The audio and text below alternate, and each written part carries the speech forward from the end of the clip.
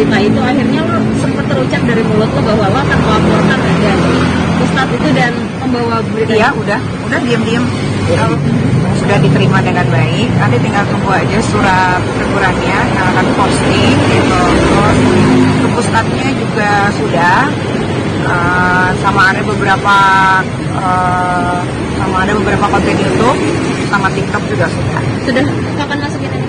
Ya kabarnya nanti masuk aja. Ntar kalau udah masuk pasti gue respon. Karena ini untuk pelajaran sih untuk semuanya. Maksudnya jangan mau terprovokasi sama hal-hal yang kalian belum tahu fullnya atau pastinya.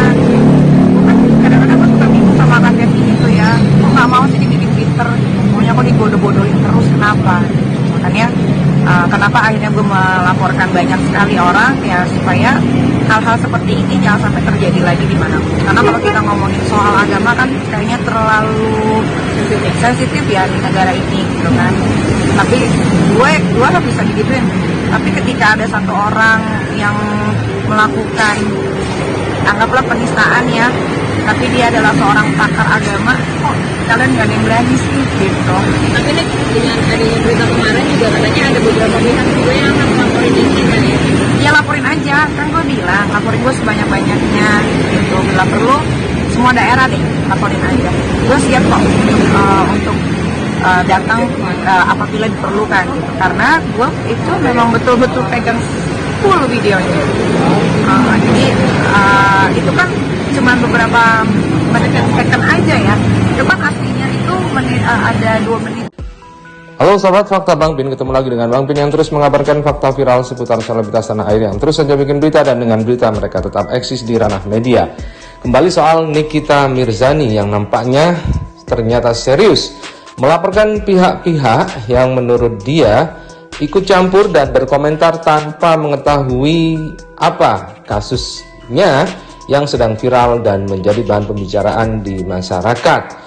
Nikita Mirzani pun telah resmi melaporkan iNews TV dan juga Ustadz Dasat Latif dan beberapa pihak yang menurutnya berkomentar tanpa mengetahui dan melihat dulu video utuhnya, hanya berdasarkan potongan video yang ada di TikTok, lalu menjas dan menghakimi Nikita sebagai mana yang mereka katakan saat mereka diwawancara oleh iNews TV, termasuk iNews TV dan juga presenternya yang bernama Anissa Dasuki, yang memang waktu itu sempat disentil Nikita di Instastory-nya saat video YouTube dari official iNews TV itu mulai beredar dan sekarang menjadi trending YouTube. Agama.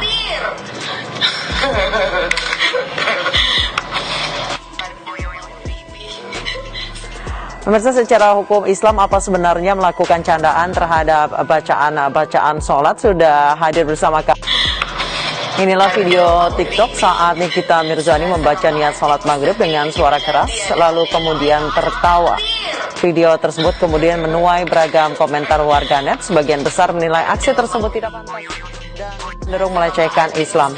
Akibat aksinya, Perkumpulan Anti Diskriminasi Indonesia menyayangkan sikap Nikita Mirzani yang dianggap menjadikan bacaan sholat sebagai candaan. Tadi juga mengingatkan agar Nikita tidak membuat konten yang mendiskredit. Dan memang saat video iNews TV official itu beredar, Nikita Mirzani memang langsung mengancam pihak stasiun televisi, Ustadz Dasat Latif, Anissa Dasuki selaku presenter, dan juga pihak dari Perkumpulan Anti Diskriminasi Indonesia untuk segera minta maaf, atau kalau tidak dia akan melaporkan ke polisi. Dan nampaknya Nikita Mirzani juga tidak main-main, karena secara resmi Nikita mengatakan saat diwawancara oleh Star Story bahwa Nikita sudah melaporkan Ustadz dan televisi itu. Saat diwawancara wartawan, Nikita memang mengaku telah melaporkan diam-diam Ustadz Dasat Latif dan iNews TV official beserta Anissa Dasuki dan beberapa akun YouTube. Berikut ini apa yang dikatakan oleh Nikita Mirzani kepada wartawan saat dia diwawancara. Lo diomongin di salah satu TV dan dikecam aja banyak orang, mungkin gimana?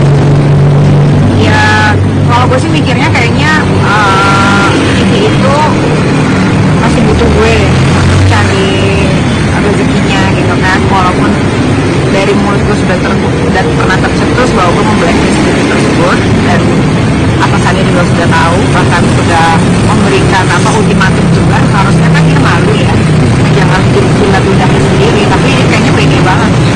Jadi dari sekian banyak news atau program-program pembaca berita, kayaknya cuma MNC yang paling peduli dengan kasus yang potongan video itu. Gue merasa bangga karena ternyata banyak yang juga ya gitu, untuk menaikkan berita supaya banyak yang nonton. Tapi dari hasil berita itu akhirnya lo sempat terucap dari mulut lo bahwa lo akan melaporkan ada Ustadz itu dan pembawa berita. Iya, udah diam-diam sudah diterima dengan baik. Nanti tinggal tunggu aja surat tegurannya yang akan posting gitu. Terus Ustadznya juga sudah sama ada beberapa konten YouTube sama TikTok juga Sudah kapan masukin aja? ya. Tatornya nanti masuk aja. Kalau udah masuk pasti gue preskon, karena ini untuk pelajaran sih untuk semuanya. Maksudnya jangan mau terprovokasi sama hal-hal yang kalian belum tahu fullnya atau pastinya. Kadang-kadang sama kan kayak gitu ya, gue gak mau jadi bikin pinter, pokoknya kok dibodoh-bodohin terus. Kenapa? Makanya kenapa akhirnya gue melaporkan banyak sekali orang ya, supaya hal-hal seperti ini jangan sampai terjadi lagi dimanapun. Karena kalau kita ngomongin soal agama kan kayaknya terlalu sensitif ya di negara ini gitu kan. Tapi gue gak bisa digituin. Tapi ketika ada satu orang yang melakukan, anggaplah penistaan ya, tapi dia adalah seorang pakar agama, kok kalian gak ada yang berani sih gitu. Tapi nih dengan adanya berita kemarin juga katanya ada beberapa pihak juga yang akan melaporin ini kan ya? Ya laporin aja, kan gue bilang laporin gue sebanyak-banyaknya gitu. Bila perlu semua daerah deh laporin aja. Gue siap kok untuk datang apabila diperlukan gitu. Karena gue itu memang betul-betul pegang full videonya. Jadi itu kan cuma beberapa second aja ya. Itu kan aslinya itu menit. Saya justru tidak berkeyakinan orang ini sebagai public figure. Ya namanya public figure itu yang patut untuk dicontoh. Dia justru adalah pengadu figur, ya figur kegaduhan. Ya dia bukan public figure, tapi dia public kegaduhan.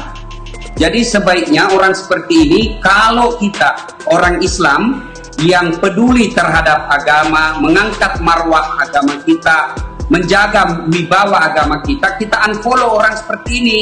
Kita jangan mengikuti akunnya, kita blok. Supaya apa? Dia tidak memicu kegaduhan. Alhamdulillah kita ini sudah bersyukur kepada Allah, COVID sudah mulai mereda. COVID sudah bisa membuat kita agak tenang. Tiba lagi ada isu, ada konten-konten seperti ini. Saya yakin orang-orang seperti ini bikin konten gila seperti ini hanya mencari popularitas.